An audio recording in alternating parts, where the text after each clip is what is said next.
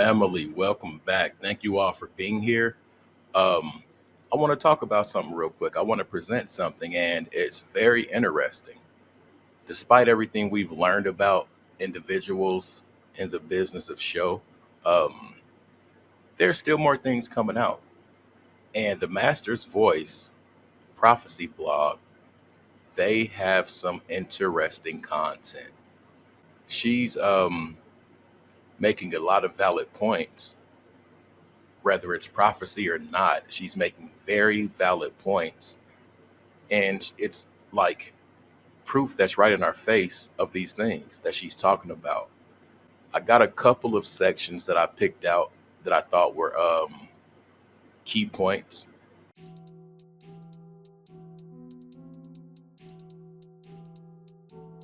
Linked to, you don't know these people. You're watching months and years of what I will only call carefully curated content. It's been put together. It doesn't matter how young the celebrity was when they started. They had stylists, they had publicists, they had image consultants, they had people who decided from the beginning, from day one, this is your image. This is who you're going to be. You're going to be the sultry mama. You're going to be the young vixen. You're going to be the innocent starlet. So these people are given a chosen persona, and for their entire career, that persona is very carefully managed so that you, the market, can have a certain response to them. The better the marketing and the better the shaping of the persona, the better the response of the public to these people. Most people are walking around with powerful celebrity love in their heart, powerful responses to celebrities, and they're not consciously thinking of the fact that you are reacting to a curated image that usually has nothing to do with the person that you think you know. The image has been shaped, and please listen to the linkage of idolatry. The image, the idol, has been shaped in such a way that your response is programmed for you without you consciously knowing it. This is why followers of Beyonce react the way that they do. In addition to the witchcraft that this woman is doing, in addition to the spells that she's putting on her audience, she has a team that makes more money than most of us have ever seen in our lifetimes, working night and day to shape an image that will provoke a certain response in people. But when you have Jesus Christ, and you're not even asking him about these people, he will give you insight into information that you did not know was there. And once you see it, you can't unsee it. So I come and I find them imposing and ruling in my living room. And I decided right away, I'm not going to ask basic questions like, who are you? I know that. How did you get in here? I have no idea. So there's no point in asking. They're sitting there, and I just decided to wait. But the first thing that I began to pick up is how very, very, very, very, very angry Jay-Z was. This man was wound so tight with anger. He was so full of rage that really it was shocking to me to see this person that projects a cool image. I've got money. I've got power. I've got my boys. I've got everything that you desire. And I'm the coolest man out there. I'm the king of this kingdom. Inside this man was so much rage that I was standing there and thinking to myself, Lord, how does this man get through the day when he's so angry like this? He has so much rage. What's causing it? And how does he actually manage to carry on normal life when he's this mad?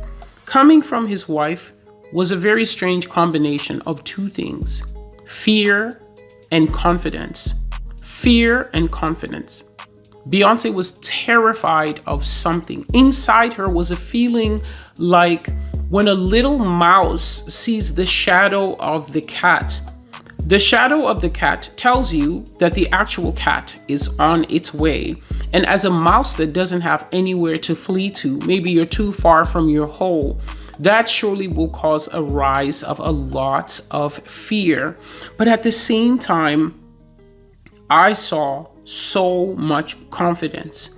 She was afraid of something that was coming, but at the same time, I saw how this woman's training is immaculate. I don't know Beyonce, I don't know Jay-Z, but I'm telling you the things that the Lord allowed me to see. And I can tell you that the training that this woman has had, the only person that it came on my heart has had that kind of training in their life is Michael Jackson.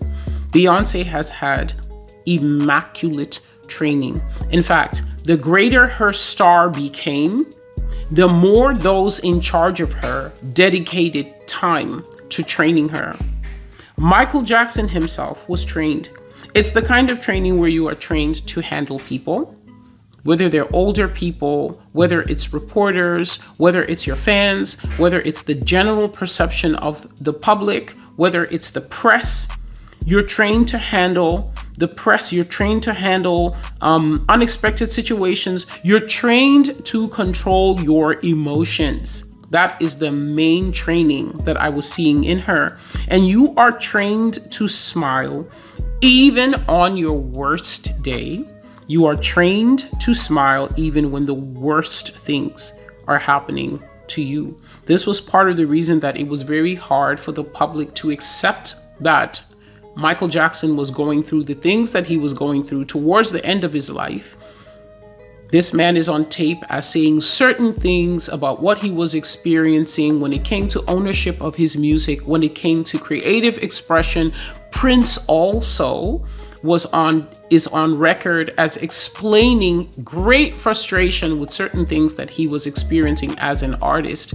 But because of the training that very mega stars get is nonstop, and it makes them so elastic that even if people might perceive there's pain there or there's struggle there or there's suffering there, they're so busy in fulfilling their role as the idolater. Oh, the star is here. Beyonce is here. Prince is here. Michael Jackson is here. That people don't pull out anything from behind this solid wall of confidence that these people have. And so I was seeing inside this woman that she had the fear of a mouse that has nowhere to run when the cat is approaching. But confidence was naturally kicking in at the same time because she had been trained to project such an external image. And so she was leaning on that training really hard. And she started having her own performance in that chair, and the whole performance was directed to me. When I tell you that what this woman started singing, it's still in my head.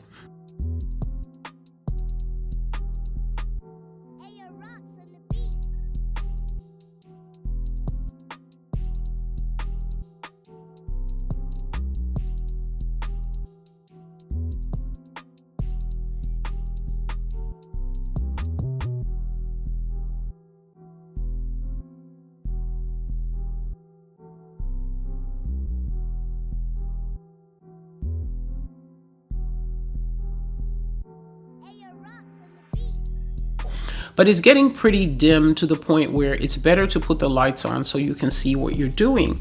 So I came home and I found Jay-Z and Beyonce in my house, and I was not aware that they were in my house until I put my things down from work. But before I get there, let me explain how this went. I came home, and the house that I'm living in is almost the same house that this was in the dream, but there were a few changes, and one of the major changes in this dream was a second living room, or a sealed off living room.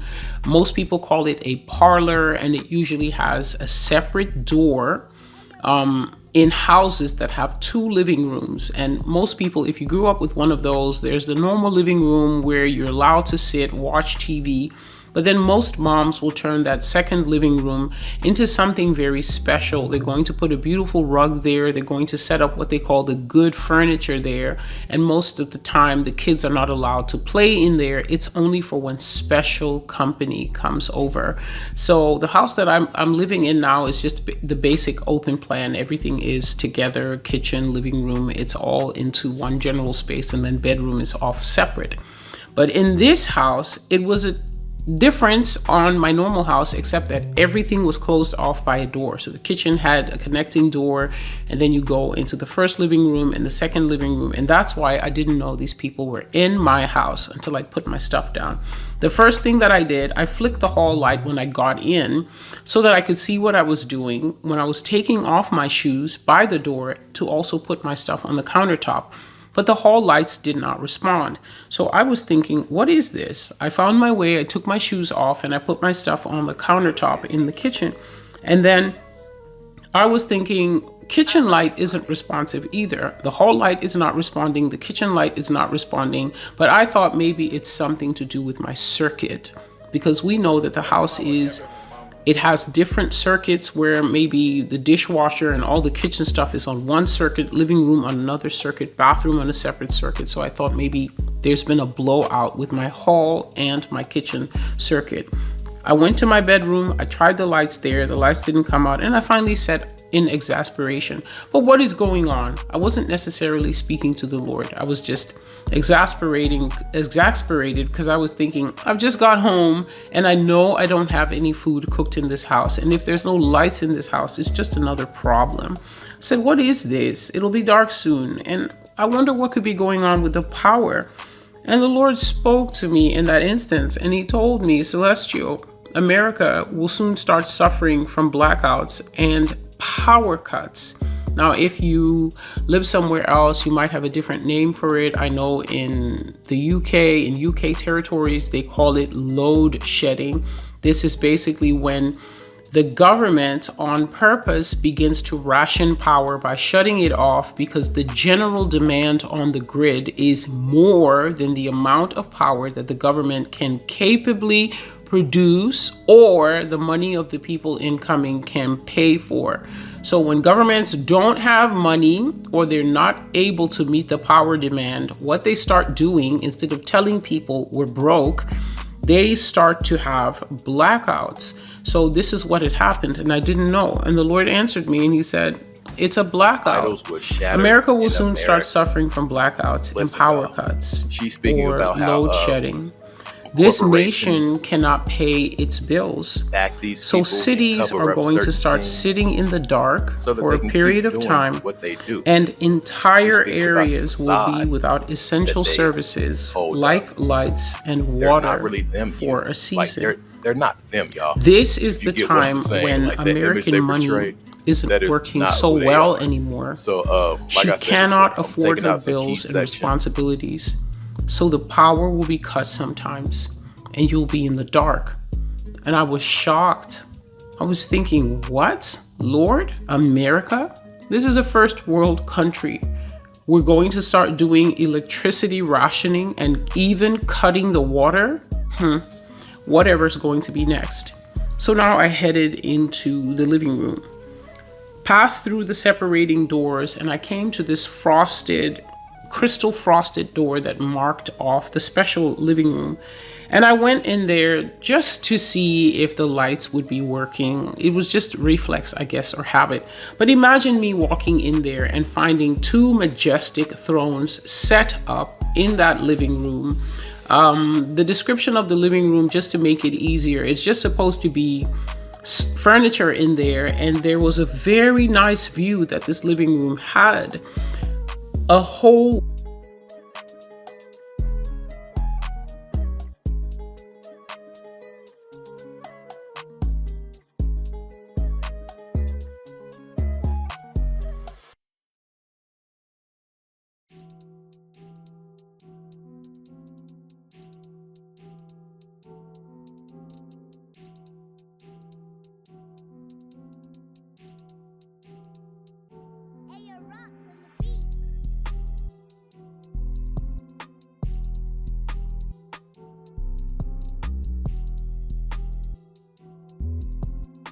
When have you ever seen Jay-Z and Beyonce hurting children in public? It requires deeper thought. That's why I pray about these things before I bring them out. God is saying that there are spaces where us, John and Johnetta, Q Public, don't see these people.